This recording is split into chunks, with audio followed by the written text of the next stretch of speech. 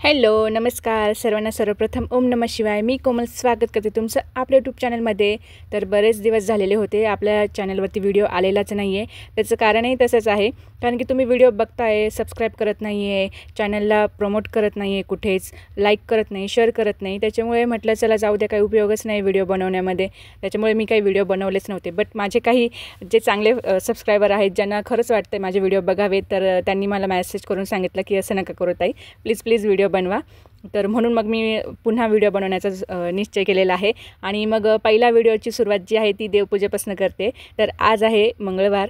छान अशी देवीची मी पूजा केलेली आहे, देवांना आंघोळ घातलेली आहे. त्याच्यानंतर आता मी बाकीचं तुम्हाला दाखवलं नाही, फक्त फुलं अर्पण करताना तुम्हाला दाखवते आहे. तर बघू शकताय तुम्ही, माझ्या दिवसाची जी सुरुवात असते ती अशाच प्रकारे होत असते. रोज देवांना आंघोळ घालणं, त्यांना फुलं अर्पण करणं, त्यांना धूपदीप करणं, अशाच प्रकारे मी माझ्या दिवसाची जी सुरुवात असते ती करत असते. सोबतच घरातली कामं पण असतात बरेचशी. त्याच्यामुळे सकाळचा जो व्लॉग आहे तो मला बनवता येत नाही. बट आता मी प्रयत्न करणार आहे जे डेली व्लॉग्स आहे ते बनवण्याचा सुद्धा. आणि आषाढी एकादशीच्या वेळेस मी स्वतःसाठी एक छानशी गोष्ट घेतली होती, तर तीही तुम्हाला मी आता पुढे शेअर करणार आहे. तुम्हाला सगळ्यांना माझी एक कळकळीची विनंती आहे, प्लीज आपल्या चॅनलला सपोर्ट करा, आपल्या चॅनलला सबस्क्राईब करा. व्हिडिओ आवडत असतील तर प्लीज त्यांना लाईक करा, तुमच्या फ्रेंड्स फॅमिलीसोबत त्यांना शेअर करत जा.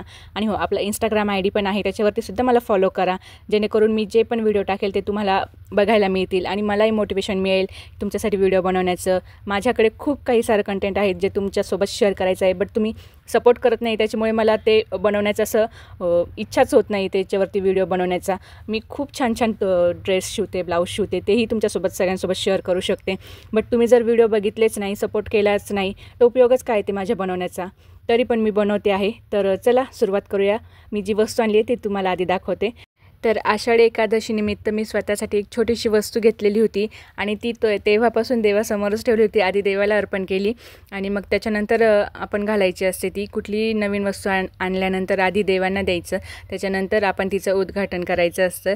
तर तिची रोज मी पूजा वगैरे करत होते, बट तिला घालायचा मुहूर्तच लागत नव्हता. तर म्हटलं आज चला तुमच्यासोबत त्याचा छोटासा व्हिडिओ पण बनवूया आणि ती कशी वाटली मला हेही कमेंट करून सांगा.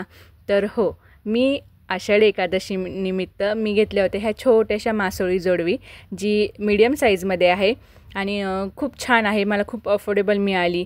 तर स्वतःसाठी मी शक्यतो कधी काही लवकर घेत नाही, बट घेतली. मला खूप आवडले हे, आणि हे प्युअर चांदीमध्ये आहे.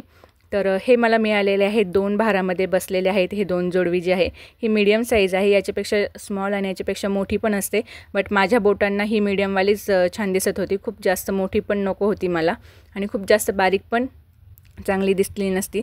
म्हणून मग मी जी आहे ती मीडियम साईजमध्ये घेतलेली होती. आणि आता बघा मी तुमच्यासमोरच तिला घालूनही दाखवते आहे. तर 2 भार म्हणजे मला ही 2000 रुपयाला पडलेली आहे 2 जोडवी. तर कशी वाटली ही जोडवी मला कमेंट करून नक्की सांगा. हो, हिला मासोळी जोडवी म्हणतात. आणि ही जी माझ्या पायात आहे ती माझ्या लग्नातली जोडवी आहे. ती अजूनही मी तेच वापरते आहे, गेली 5 वर्षापासून तीच वापरते आहे. तर मला ही लवकरच ती पण बदलायची आहे. तर बघूया तिला कधी मुहूर्त लागतो आता. तर ही अशी दिसत आहेत माझ्या पायात घातल्यानंतर ही मासोळी जोडवी. तर कशी वाटली मला नक्की सांगा. व्हिडिओ आवडला असेल तर लाईक, शेअर, सबस्क्राईब करायला विसरू नका. भेटूया लवकरच, तोपर्यंत बाय.